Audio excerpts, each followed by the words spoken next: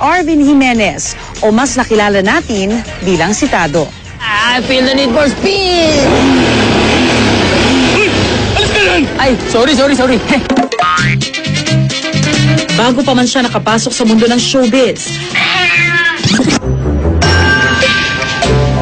alam niyo bang nagtinda muna raw siya ng papaya soap?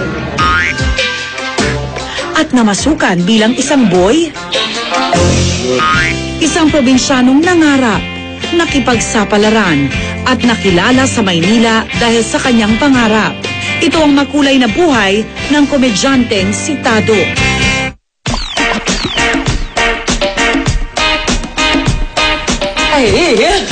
Hello! Tado, hello! Welcome! Pakatok pa lang ako ha. Naramdaman kita nagparada na eh. Ay, hello! Welcome. Wow! Two-story ba to? Matagal ka na dito sa Marikina, Tado? Dito sa Marikina, mga ano na rin kami, 97. So, matagal na rin. 97. Ano tong picture na to? Sino to? Ayan, clown yan. Iba-birthday yan nung anak ko, ako yung clown. Ikaw mismo? Oo, kasi wala akong pambayad, ako na rin yung nag-clown. Pamilyar na pamilyar ako kay Tado kasi laman siya ng kalye at siya yung mga tipo ng tao na makikita mo lagi sa kalye kapag merong mga ipinaglalaban na paninindigan. Secondary na lang nakilala ko si Tado bilang isang komedyante. Siya si Arvin Jimenez o mas nakilala bilang Tado. Ipinanganak si Tado noong March 24, 1974 sa Baybay, Leyte. Pero lumaki at nagkaisip na raw siya sa bayan ng Jaén, Nueva Ecija dahil doon na destino sa trabaho ang kanyang mga magulang. Tado, bakit nga ba Tado? Di pa parang inumura ka naman? Oo nga eh, kasi ever since the world began, kumbaga, yun na yung pinangalan sa akin eh. Biro-biro lang noon hanggang sa nadala ko na sa paglaki. Mula sa Nueva Ecija, nagpalipat-lipat daw sila ng tirahan. Literally, NPA talaga. No permanent address po. Ano bang trabaho ni nanay at tatay? Si mama ko ay isang mananahi. So, nagtatrabaho siya sa pabrika. Si papa ko naman ay pintor. So, siguro dahil doon, construction worker, pintor, kung saan may trabaho, nandun kami. Bata pa lang daw si Tado ay namulat na siya sa kahirapan ng buhay. Naalala ko doon na sa baybayin na kasi kami nakatira. So, yung island life na naliligo sa dagat, kumukuha ng isda sa madaling araw. Kasi yun na rin yung ulam namin. At yung sobra doon, sa mga nakuha naming mga isda, binibenta yun. At yun naman yung pambibili namin ng bigas. Si Tado talaga galing sa hirap. Parang siya yung tipo ng tao, papasukin niya ang lahat para rumakit. Ang lahat ng kanyang mga pinagdaanan sa kanyang buhay. Kaya't nagsumikap siyang maiangat ang sarili para maging maunlad ang buhay. At laking pasalamat raw ni Tado nang mabigyan siya ng pagkakataong makapasok sa showbiz.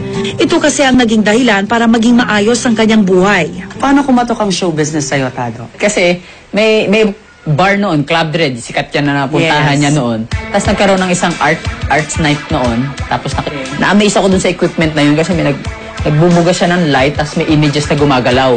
Ang feeling ko, ganyan ang gusto kong gawin. Paano ginagawa yan? Tinuro sa akin yung Mowel Fan Film Institute. Pagdating ko doon, kinapalang ko na lang ang mukha ko, kinaibigan ko na lang sila, kung ano-anong gimmick ang ginawa ko, nagtitinda ako sa kanila ng sabon. So hanggang sa nakita nila yung araw-araw nandun ako. At hindi naman sila para itaboy ako habang nakikinig ako ng lecture ni Yam Laranas. Sa pagtatrabaho sa Mowel Fund, isang eskwelahan sa mga gustong mag-aral ng pelikula, unti-unti raw natutuhan ni Tado ang trabaho sa paggawa ng pelikula. Production designer kasi ako by breed sa Mowel Fund eh. Gumagawa ako ng mga art stuff eh. So mga mock-up artist ako kung tawagin eh. So pag gumagawa sila ng pelikula, kasama ako dun sa buong process, kaso nasa art department kami. Si Tado ay isang artist na progresibo mag-isip. Magaling siya magpatawa kasi sensitive siyang tao. Nakasama ko si Tado sa art dep eh. Art dep kami dati. So, may mga ginawa kami mga pelikula noon sa Regal. So far, masaya siya katrabaho, gano'n. Masaya lang. Tapos marami kayong nabubuong mga idea, mga concepts.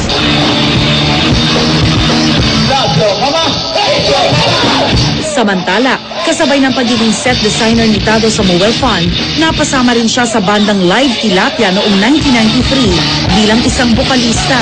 Bukod dyan, nagbanda ka rin for a time, no?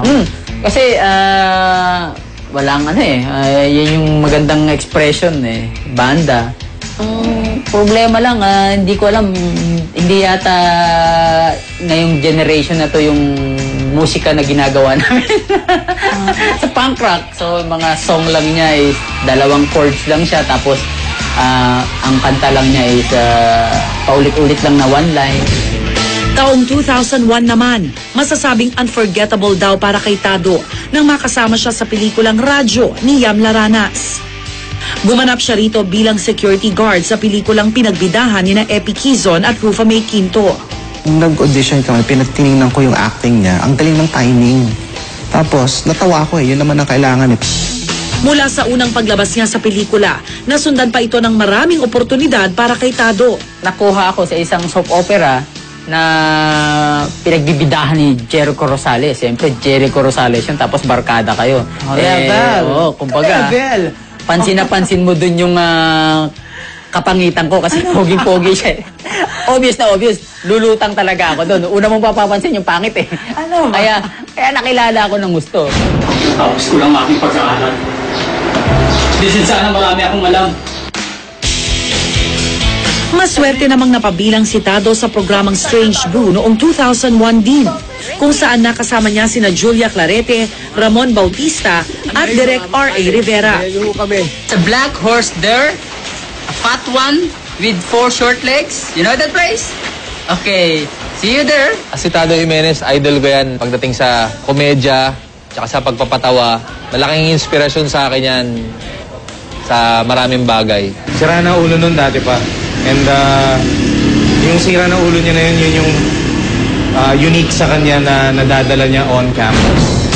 Ang isa pang maituturing daw niyang swerte sa buhay ay noong mapasama siya bilang co-host ng isang noontime show noong 2000.